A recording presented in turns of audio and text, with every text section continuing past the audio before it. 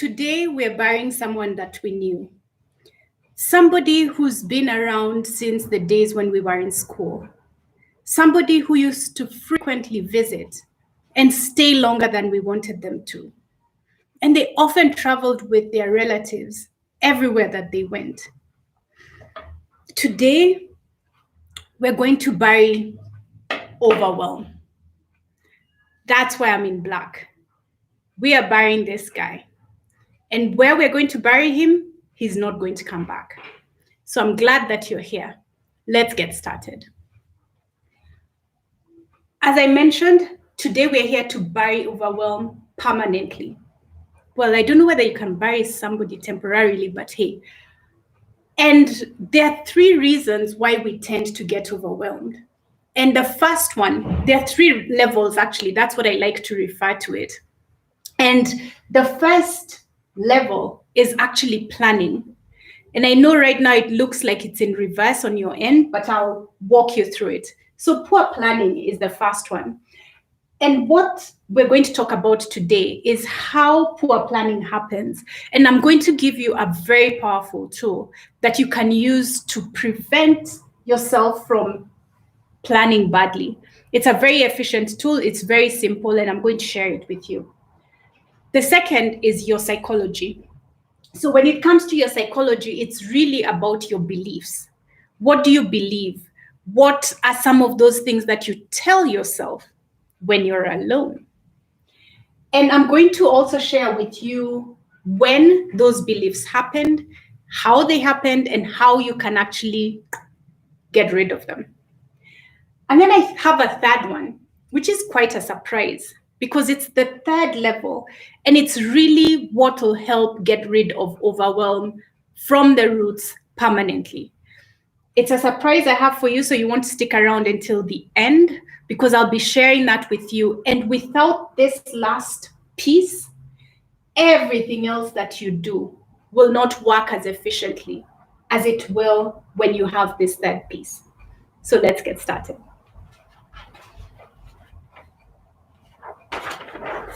And just in case you, as I'm turning this, just in case you haven't subscribed, now is a good time to do that. So let's talk about planning.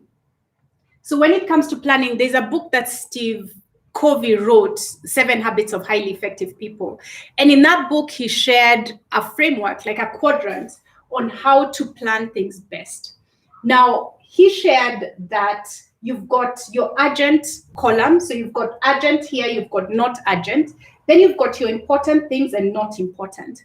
So in this quadrant, if you look at things that are urgent versus things that are not very urgent, but they're important. So this is how it goes. Urgent and important, important, not urgent, not important, and not urgent. So not important, urgent, not important, not urgent.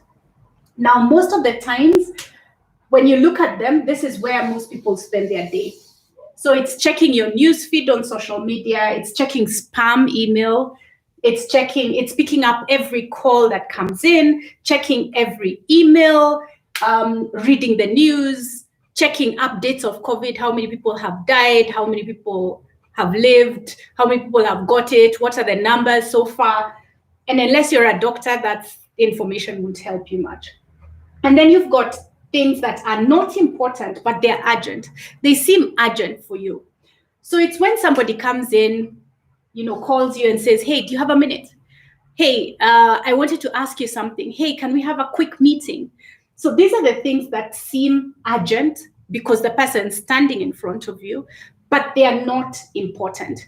And unfortunately, we tend to not have much time. Like when it comes to figuring out whether it's important, when the person is standing in front of you and they're like, do you have a minute? You don't have enough time to react and check whether it's important. So you end up getting caught up in something that seems urgent, but it's not important. And then you have the other thing, this part that is urgent and important. And this one is, standard. You have to address it. So it's a crisis, it's a deadline, it's like a fire, it's something that you really do have to address. But then you have this quadrant over here, which is things that are not urgent, but they're important.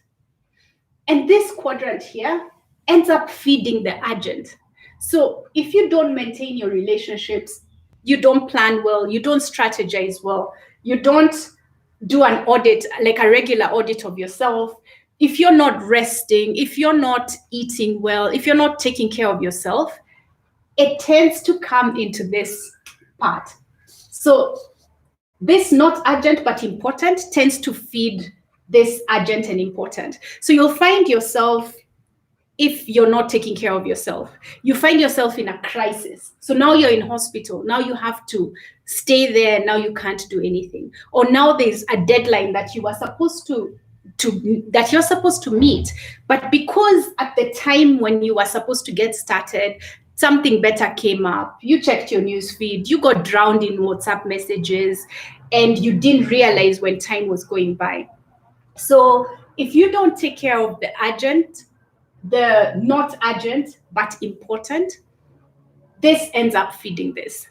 So this part is really important. Your relationships, your planning, your strategy, your audit of yourself, like sitting down every so often and asking yourself, have I achieved what it is that I set out to do? Have I achieved my goals? How am I doing towards my annual goals? How am I doing towards what I wanted to achieve this week? How am I doing towards my mission? And then things like recuperating, thinking, research, doing research on your field, learning things that will make you perform better, things that will make you give better service. Like, are there tools that you can use to serve your customers better? So this has to be addressed before it becomes a crisis. So this part is what I call like level 1. This is planning, but it's just the first level.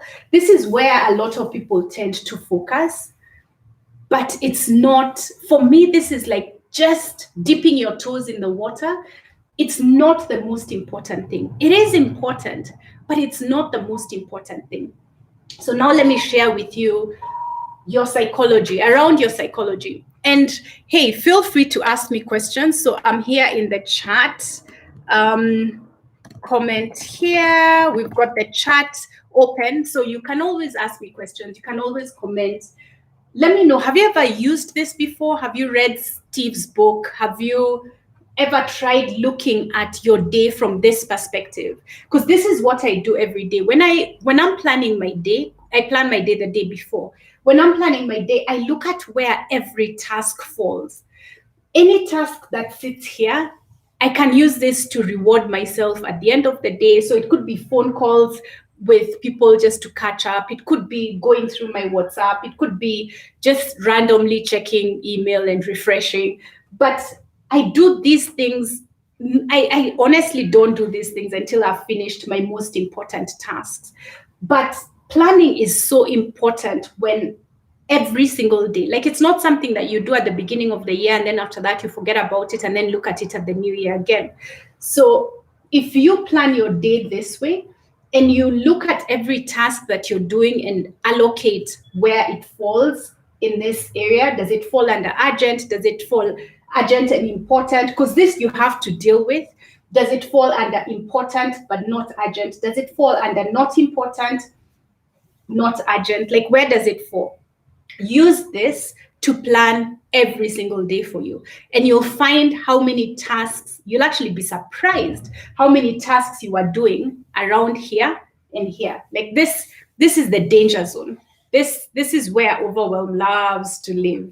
So you find yourself with a really huge list of things to do because you picked up your calls first thing in the morning, and then you started responding to everybody else's business and their crises that seemed important, but they're not very important for you. You started dealing with emails and replying to every email that seemed important and urgent, but it really wasn't. You started accepting short meetings like, hey, do you have a minute? And it seemed urgent, but it wasn't really important. So that's the first tool that I'm going to share with you, and you can use this to plan your day. So now on to the second part.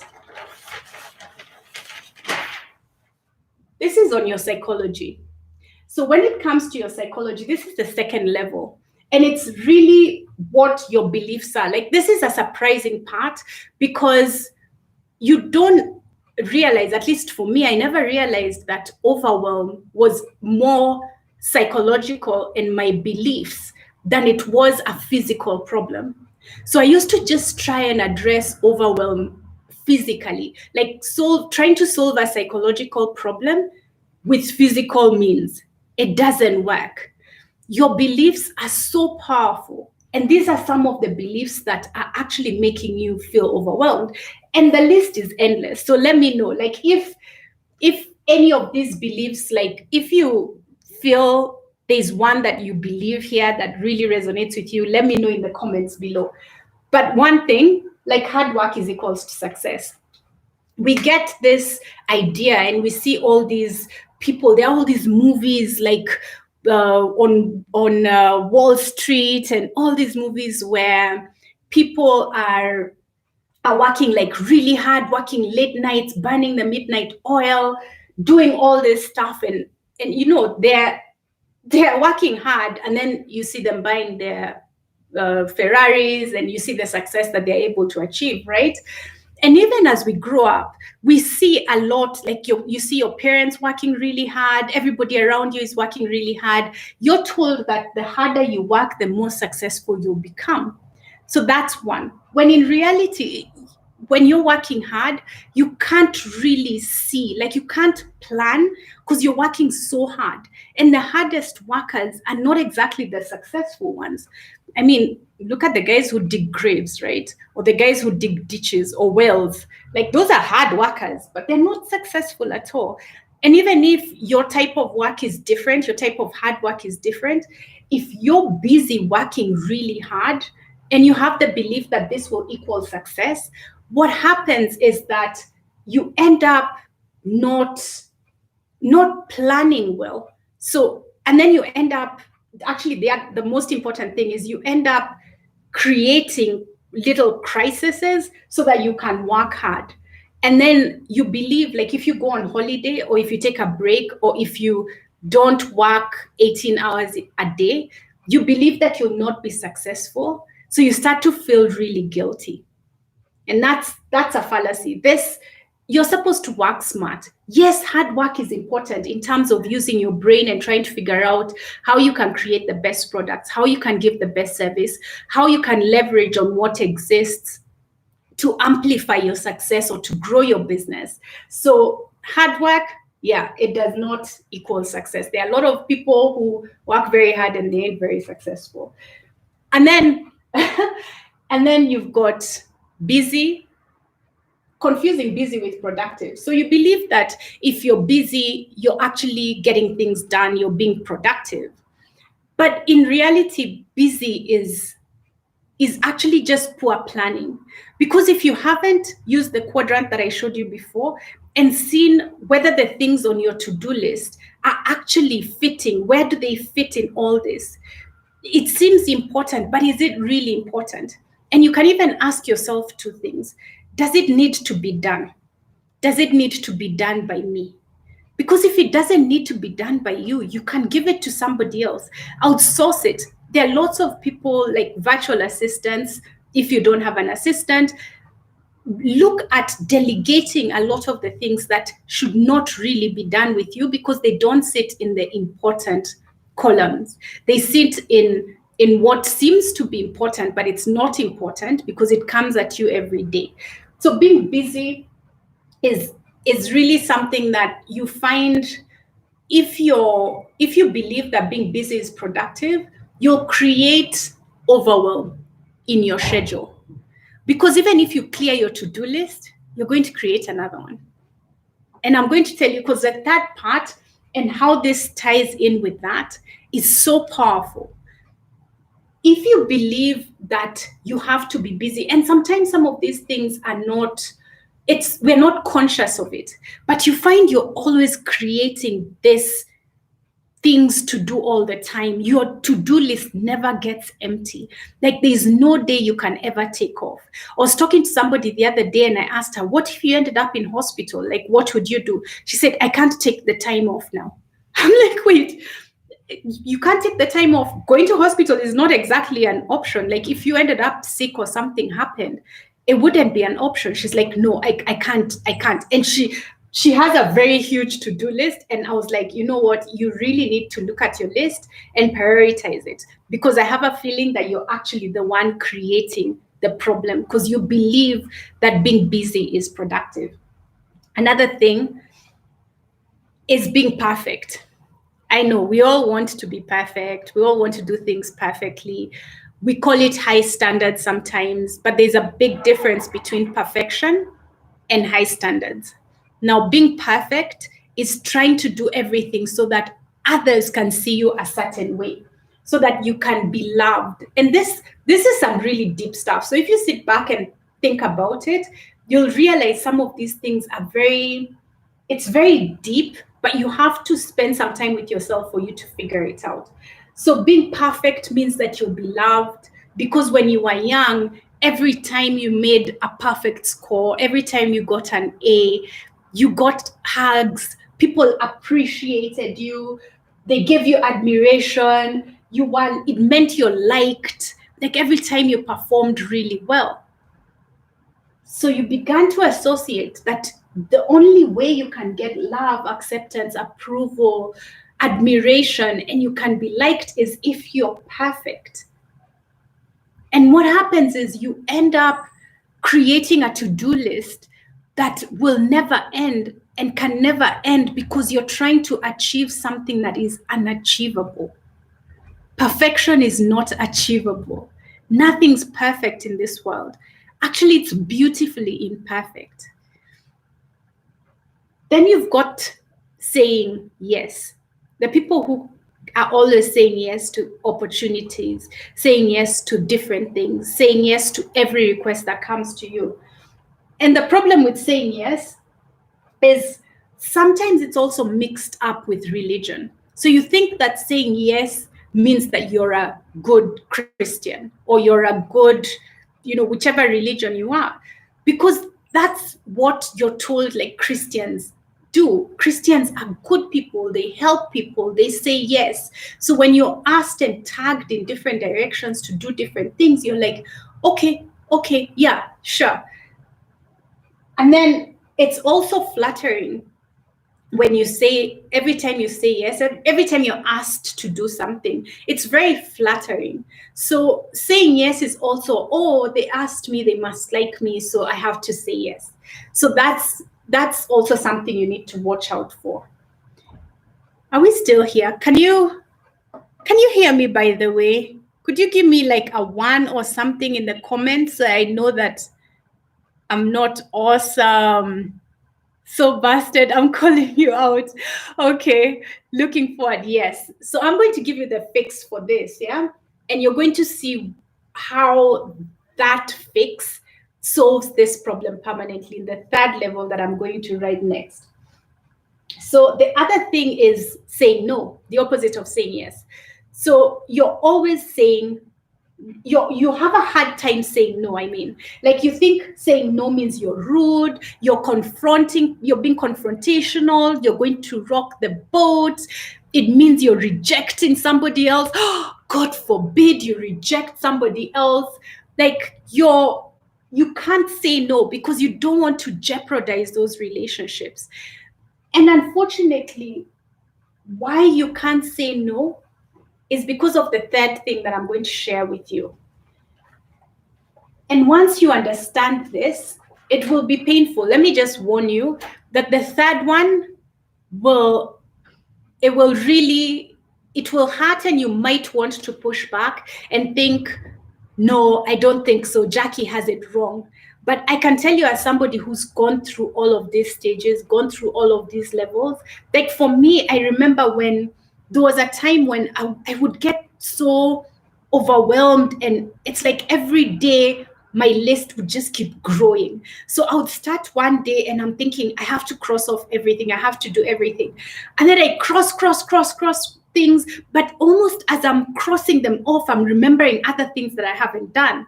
So it's literally like this crossing off is breeding another new task that I haven't done. And then at the end of the day, when I look at my list, I feel so disappointed because I had a list of 15, 20 things. I got to do 7. And I'm so disappointed in myself. And the next day I carry forward these things. And sometimes I would carry forward some tasks the entire month. I just keep transferring it from one day to the next, to the next, to the next. It's horrible. The guilt that you literally live with, because every day you're transferring one item from one day to the next because you didn't do it, you feel like a failure. And it's hard to keep your head up every day, to talk to your customers with confidence, to go for meetings confidently when you failed yourself yesterday. So that whole writing down a to-do list that just makes you feel like bad, I don't say any, that word, but you know what word I was just about to say, makes you feel really bad at the end of the day when you see how little you got accomplished. It's not a good feeling. And that's why I want us to deal with this like once and for all and bury Mr. Overwhelm. So let me share with you why you're not able to say no. But in the meantime, as I'm sharing this, can you guess why? Yeah, I put that there so that you can't see it. But can you tell me in the chat, what do you think? What do you think this third level is? It was a really hard one for me to figure out, but when I did figure it out, it made the biggest difference. Can you tell? Let me see. Anyone who can guess? Okay, so as you're guessing, let me give you a hint. It has to do with a compass. So this is my idea of drawing a compass, yeah? You can see I'm not quite the artist. So this is a compass. It has to do with a compass. Can you guess? I see silence. All right, let me continue giving you a hint. I want to give you an illustration. So imagine a captain of a ship. He's going from Mombasa, but he's not sure where his destination is. So he's in Mombasa and he's not sure. He doesn't really have a destination, but he wants to get somewhere nice, right? So as he's going along, he's on the Indian Ocean. He doesn't really have a place to go. He meets other captains of boats who also don't really have a place to go and they don't really know where they're going, but they want to go somewhere nice. So they all hang around, they all get each other distracted, they all get into a lot of mischief, and then they all set aside and they continue going, and then they go, and this captain of ours, let's call him John. So Captain John is still going. He's looking for a nice place. He stops by, he sees this really nice island. He stops at that island. He's thinking, wow, this is a nice place, right? But then after a week of being on that island, he's like, nah, I don't really like it so much.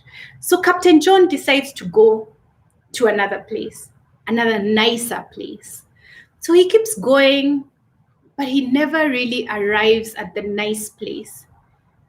Because guess what? He doesn't have a goal. He doesn't know where he's going. He doesn't have a purpose. This is the third level. If you don't have, or if you haven't figured out what your purpose is, it will make it very hard for you not to get overwhelmed, because you'll end up taking up tasks and things that will keep you busy, that have to keep you busy, because you want to be liked, because you want to be accepted, because you want to be admired, and you believe that you need to be perfect, you believe that you need to be busy to be productive, you believe that you need to work hard, because you haven't found your purpose yet. And this was a really hard one for me, and it only came to me when I found my purpose. Once I realized what it is I was put on this earth to do, that's when I stopped, like I literally have not had a day of being overwhelmed. That's why I'm able to switch off my phone for days if I need to work on my mission. That's why I'm able to say no to things that take me away from what it is that I want to achieve, from my goal, from my mission. It's very easy. It's almost as if you have a child, and I'm not wishing this on you, but it's as if your child is sick. Before, the day before you were overwhelmed, you had a list of 20 things to do. Your child ends up really sick and in hospital. How easy is it for you to not pick up calls, not accept meetings, not say yes, and to say no to the things that are not helping you at that minute deal with what you're going through? It becomes very easy. When you haven't found your purpose, everything that you're going to do is going to be like Captain John. You're just going to be looking for a nice place, and you'll be busy working on that nice thing. But let me tell you, your body, your soul, your God knows that you are built for something bigger. And to prevent that nagging voice from scratching at you on the side, you have to stay busy. You have to keep accepting different things, because those things will help to distract you and help you deal with not hearing the voice, and they'll keep you very busy.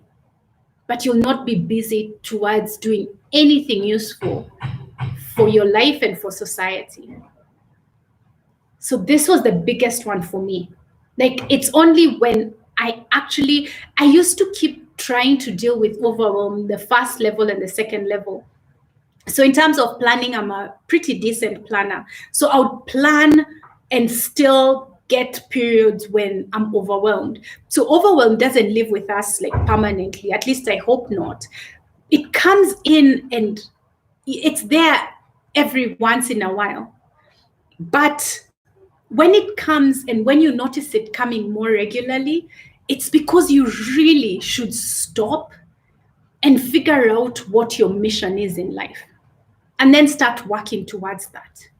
You'll discover that everything on that list that was making you feel overwhelmed wasn't going to help you achieve your mission. And that's the biggest revelation, like for me to actually realize that overwhelm goes away when you find your mission, when you find your purpose, when you find that reason you are put on this earth, and you do the work towards it. Not just finding that, yes, so my purpose is dealing with children. Let me continue going back to install satellite dishes on people's houses. Like you're actually doing the work towards it. Once you do that, you'll be amazed at how you'll be able to bury Mr. Overwhelm forever. So yeah, that's what I wanted to share with you today. And I'm glad that you're here. I'm really grateful to have you here. The fact that you're here means that you're looking for answers, you're looking to get better, you're looking for solutions, because we all tend to get overwhelmed.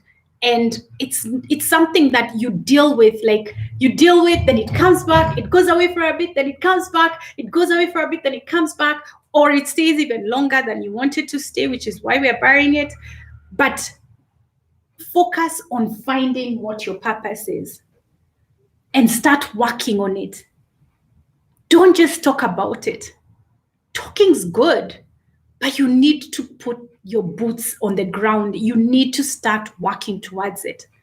Like for me, my purpose, I work with entrepreneurs. I love entrepreneurs.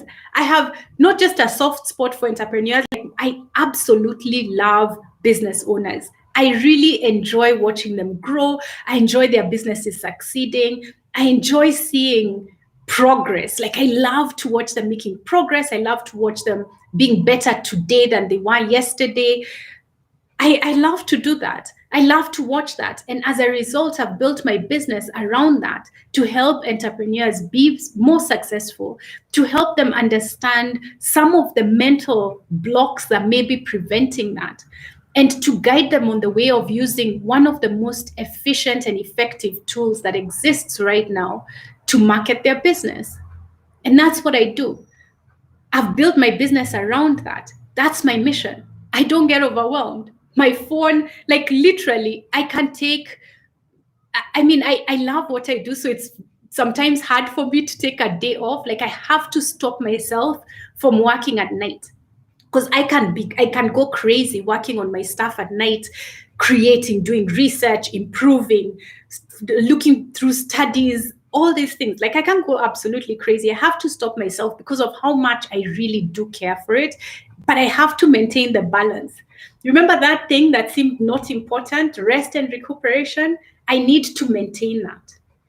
Part of the reason why like I love reading and I love taking care of my health is because my mission won't be delivered if I don't have the body that has the energy and the ability to deliver it. Like if this body is if I'm tired by 3 o'clock in the afternoon, I have no energy. If I'm in ill health and I spend half my time in hospital and I can't think very well, if I'm not feeding my brain, then I can't execute on my mission. So I make sure, like I went for a run today, I literally walk almost every day because I need this body to be fit to deliver for you. Like that's part of the reason. Plus it feels good, like definitely feels good. But my mission is bigger than this. In order for me to leave a legacy, I need to be in good condition. So find your purpose and let everything else around you fit into that, not you trying to fit into it. So that's my message for you today. Thanks again for joining me. I can't wait to see you again for the next live. Next week, I'm going to have a live marketing webinar on Thursday. So if you're on my mailing list, you're probably going to get an email around that. I'll share more on that later. Maybe include a link once it's ready below this video. But I'm so grateful that you're here and I cannot wait for you to grow and be even more successful. Surprise everyone. Like I want to create more dollar millionaires through the work that I help produce. So that's my mission. And I'm really excited, especially on our continent where people kind of think we don't have the resources, we don't have the opportunity. We do. We just need to think about things differently and use what's there and milk what's there to build our businesses. So I want to help you do that. And I will see you the next time. So subscribe to this channel so you can get notified when I release the next video or when I'm having the next live. Thank you. Ciao. Have an awesome, awesome day. Bye.